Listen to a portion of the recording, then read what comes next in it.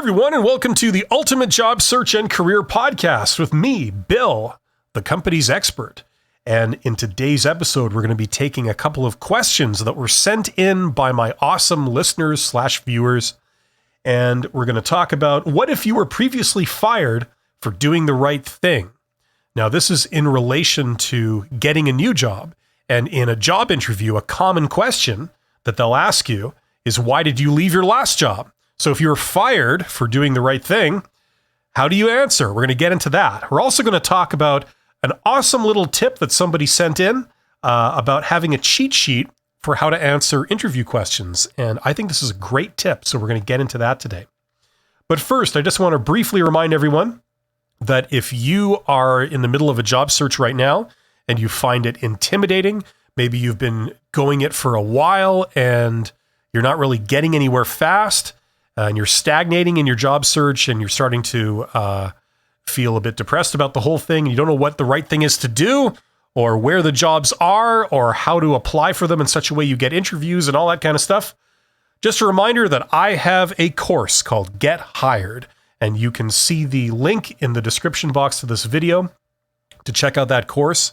That's where I walk you through absolutely everything you need to know to get a job. So if you're experiencing a stalemate, that might be of use to you. Also, there's plenty of videos on both my YouTube channels. I have two YouTube channels, The Company's Expert and The Company's Expert 2.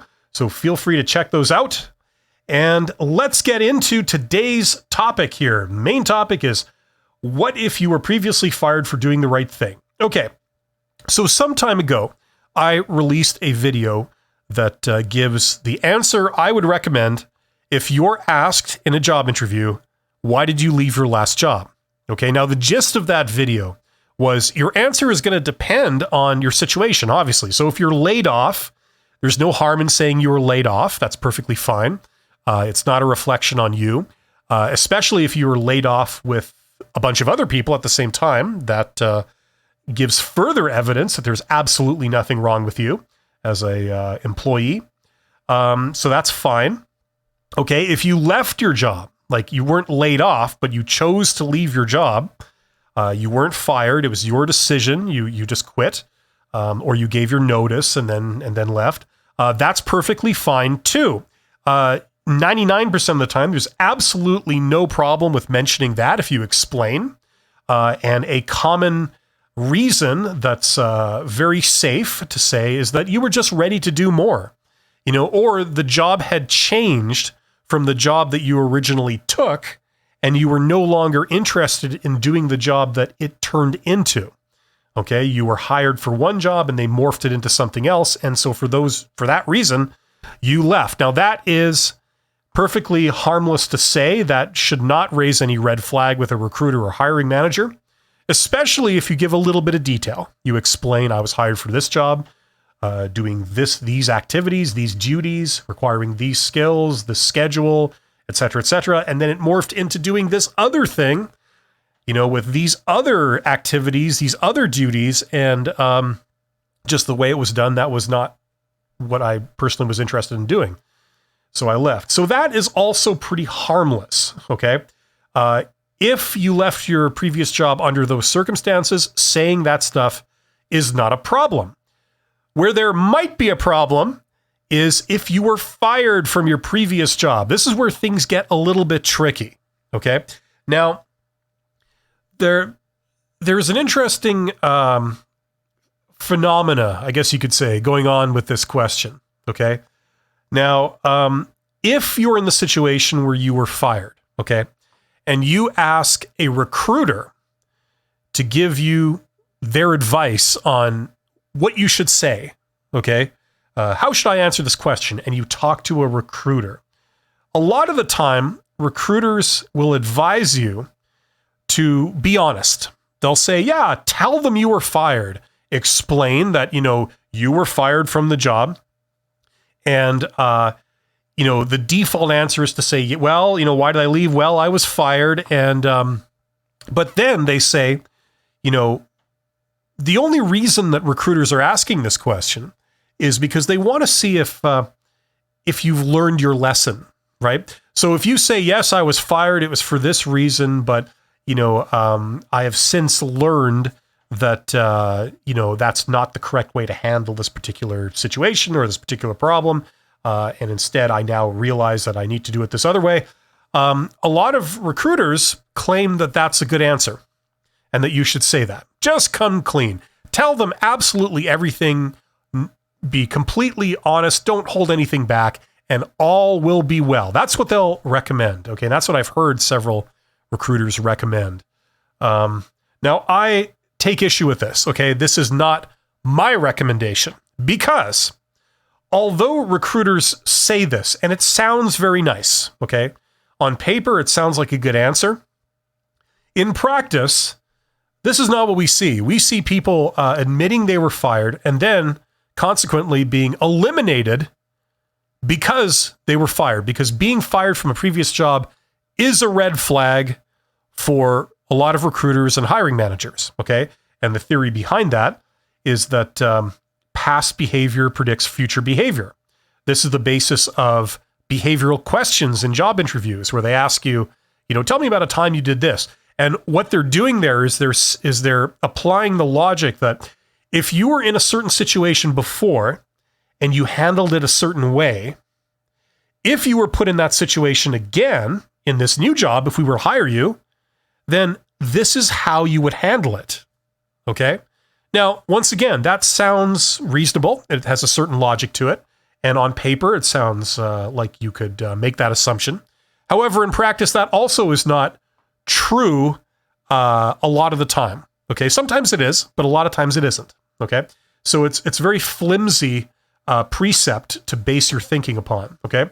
However, that same thinking leads them to the conclusion that if you were fired from a previous job because, you had a problem with the job or you were not a good employee in some way, that if we were to hire you, you would exhibit the same behavior and you would necessitate being fired from this job too. So you're a higher risk candidate. Okay? So that's how that thinking goes. Okay? The official answer, if you talk to a lot of recruiters, not all of them, but a lot of them, is they will say, just be honest. Admit that you were fired. Tell them that you've learned your lesson, essentially, what you learned. Okay? And, all will be well. I say, no, that's not a good answer, because a lot of people will eliminate you automatically once they learn that you were fired from a previous position. Once you've admitted this and given them the details, they will eliminate you. Okay? So that's what I've covered before previously on my main YouTube channel and on this YouTube channel, also the company's expert too. Okay, so that's kind of what I've gone through before. Now, we have a question on this that picks up this discussion from here. And this is sent in by, if I'm saying this gentleman's name correctly, Braden Davies or Davis. Braden Davies. Braden says, weird question. What if a candidate was fired in retaliation for doing the right thing?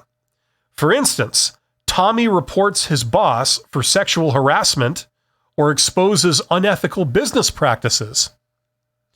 That's an excellent question, Braden. This is really good. This is a real world situation that does come up on a regular basis, and I don't believe I've actually covered yet in like about 3 years of making videos. So way to go. Okay, let's get into this. Now, a couple of things to get off, to sort of get off our chest here right off the beginning. First of all, you technically shouldn't be fired for doing the right thing. Now, you have to define the right thing. The right thing, depending on what country you live in, there are different laws that protect whistleblowers, essentially. So if you report some kind of occurrence, okay, at your job, some kind of practice, maybe your employer as an organization or your boss, perhaps as an individual, are violating human rights, they're violating the law, either they're doing what Braden's puts forward here, like sexual harassment, okay, or unethical business practices. Now, the term unethical, okay, let me just, not to get all legalese on you or anything, but if they're doing something illegal, okay, and you report this through proper channels, okay, whatever those are in your region or in your country, usually in some form you will make a report to the government. Usually that's what form that takes, okay. You try, the professional thing to do is to try and address your concerns with your employer first. So if you have a problem with a person, you have to try, and the professional way to handle things is to attempt to resolve it by dealing with that person first, okay? Now, if that doesn't work, then you can maybe go to your organization or anyone else, but then the next big step is to report it outside your organization, usually to the government. There are different branches of the government. They will have different departments that police different parts of the law. For example, sexual harassment is policed by a particular part of the government. Okay, they are equipped to handle those kind of complaints and to investigate them. They are fully aware of the law and they have the power to act. And then unethical business practices are policed. They're enforced. The law is enforced by a different part of the government who is familiar with that part of the law, that has the authority to act when it comes to that stuff, and is available for your use. It's a service. Okay, so if they're doing something illegal, whether it's sexual harassment or illegal business practices, in theory, you should not get fired for that. That's in theory. Okay. Now, unfortunately, in the real world, in practice, it doesn't always work out like that. Okay, so if you actually report a crime, okay, somebody has violated some law, whether it's where I am in Canada, the business practices are handled primarily by the Corporations Act, and sexual harassment is handled by the Human Rights Act. Wherever you are in the world, there'll be different laws, and you can look these up online. This is the thing; you can look up the actual laws online. Okay. In theory, if you do this properly, they should not be able to retaliate against you, okay? That may vary depending on your region, okay? However, Braden uses the word unethical, okay? Tommy reports that, or Tommy exposes unethical business practices. Now, unethical is a different word. Unethical can mean a lot of times kind of whatever people want it to mean. It just means unsavory, unfortunate, less than desirable business practices. It doesn't necessarily mean illegal, okay? Now, you may have a problem with how your employer does business, okay? And your employer might be technically not breaking any laws, but you still might have a problem with how they're doing things, okay? Now, if you were fired because you didn't like the way that your employer does business and you refuse to, say, participate in it, now, that's a little bit different. Okay, you're not protected against, like any kind of whistleblower, retaliation, because your employer wasn't actually breaking the law. Just a difference of opinion, right? You could well be correct. Okay, there are a lot of organizations that are found to be doing things illegally, and before they are caught in the act of breaking the law, usually one of the telltale signs is that you get a lot of employees leaving the organization for this very reason. There is a difference of opinion on, what the business practices should be, right? I stuttered through that sentence. What the business practices should be. That's how I'm going to sound when I'm 80 years old. I guess I'm getting a head start. So this is kind of a common thing. Now, in that case, you're not really protected. It's just that you feel you should do your job one way, they feel you should do your job another way, and so they say, I'm sorry, you're just not working out, we're terminating you, okay? We're going to give you your notice, you can work out your notice period, here's maybe some severance pay, and goodbye, right? So you lose your job. Now, you could be a model employee, and maybe 6 months later, everybody else in the company ends up getting arrested, and you were the good guy. But that doesn't help you when it comes to like why you left your job. So when you're having to explain this to a new employer, when you're in a job interview and they say, why did you leave your last job? What you want to say is, well, I left on moral grounds. I felt that my previous employer, their business practices were unethical. And so I left because of basically a difference of opinion when it came to the ethics of how we carried out our work. I felt that they had asked me to do certain things that were against my personal ethics. And for that reason, I guess you didn't leave. I guess for that reason, I refused to do them. And for that reason, I was fired. Okay. Now, that's kind of the situation. Okay. That's what you want to say. And that's what you're up against. Okay. Same with sexual harassment in Braden's question here. Tommy reports his boss for sexual harassment. And then Braden is saying, well, because of that, you were fired. Tommy was fired. Okay. Now, as I said, in theory, you shouldn't be fired for that. Okay. But in practice, you do that sort of thing, and it has been known that you are labeled, or people regard you as some kind of a whistleblower. And depending on the culture of the organization, you can be, how shall we say, pushed out. Okay. They may not be able to fire you directly for doing this, depending on where in the world you live, but they can make it so that you leave the company. Either they fire you for something else. Coincidentally, 2 weeks later, you are fired for poor work performance or something like that. Sometimes you can appeal these. You can, if you live in the United States, this is a case where I believe you can sue the employer for wrongful dismissal. Okay. But in a lot of other places you can't. And a lot of other situations, a lot of people will just not want to reopen the wound and turn the knife. They will want to just leave that organization, put it behind them, and move on to a much happier situation that's much more profitable, much more productive. And they want to put all that stuff in the past. They don't want to extend it and dwell on it. Okay. So that's the situation. Now, after all that, let's get back to how we answer this question. Okay. So you go to a job interview and the new employer asks you, why did you leave your last job? Okay. First of all, I want to reiterate what I say, which is that if you were fired, I recommend you don't volunteer that information. Okay. Remember, a job interview is not like a deposition. You are not appearing in court. You are not under oath to tell the truth. Okay. Now, I'm not suggesting you lie, but what I am suggesting is that you don't need to disclose absolutely everything. These people don't have the right to demand any piece of information from you whatsoever, and you have to give it to them. That's not what the situation is. A job interview is essentially a sales pitch. Okay, it's like a resume. If you want to leave some details of something off your resume, that's perfectly legal and it's perfectly fine. There's nothing preventing you from that. You don't have to disclose a bunch of bad things on your resume if you choose not to. Okay, so the first thing is to be aware of that. Then, when they ask you, why did you leave your last job?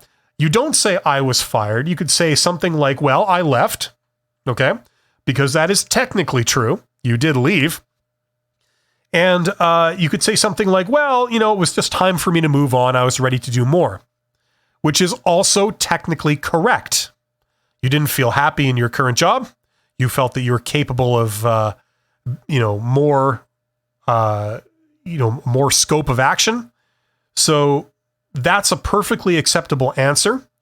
Now, when you do this, the natural second question that people will ask is, well, can this employer then verify my answer by calling my previous employer?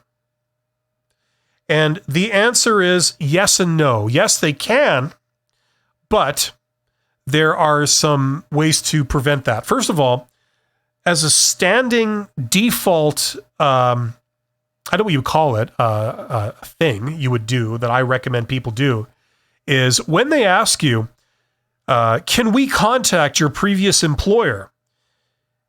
That's another standard thing that you're going to get asked a lot of times. We want to check references. Do you give us permission to contact your previous employer? Most organizations will ask this. Depending on your region, they will ask this. And my recommendation is people say, no, I'm currently doing a job search, and I don't want to draw attention to this at my current employer. So for that reason, I don't give you permission to do that. Alternatively, in this situation, if you have left your previous employer, you could say, well, no, I don't give permission for that. You can contact all my previous employers before my last one, but the last one, I didn't really leave on good terms, and so I feel that they might give a very biased answer, to any questions, something like that. Okay, so that's what I would recommend. Okay, there's ways to sort of balance, to balance that. Okay, so that's what I would say. Don't admit you were fired. Say you left. Okay, there's nothing legally requiring you to disclose that information if you don't want to. And then if they say, at the end of the interview process, we'd like to check references. Do we have your permission to contact your previous employer? You say, no, I'd prefer you didn't because, there was, I didn't leave on great terms, and my previous boss, I believe, bears some kind of personal animosity toward me. And so I suspect they would give very biased, tainted answers because of that. So for that reason, I prefer you don't contact them. I don't give you permission to contact them. Okay, so that's one way of handling this. And that's the way I would recommend. Okay. So hopefully that makes sense. Thanks to Brendan Davies for sending in that question. That's an excellent, intelligent question. Way to go, Brendan. I hope that makes sense. Okay, moving on. Now, there was another question sent in by another one of my awesome viewers, and I don't know how to pronounce this person's name. It's J. Lewis. I guess you could say it like that, Louis, but all one word. J. Lewis. You never know. This is internet land, and people can have weird names. J. Lewis. Anyway, J. Lewis says, LMAO. Awesome. Every good comment begins like that. Laughing my ass off. Thank goodness for co/vid and video chat interview. I made a great cheat sheet and tape it right below the camera of my PC. Yes, that's excellent. Now, if in this age, since 2020 and 2021, a lot of people are doing video interviews, and they're doing them from the comfort of their own home, which is kind of cool, actually. It has some good points and some bad points, but this is a great little tip. If you have prepared for a job interview, and usually a component of that includes practicing answers to common job interview questions, and then practicing answers to anticipated job interview questions.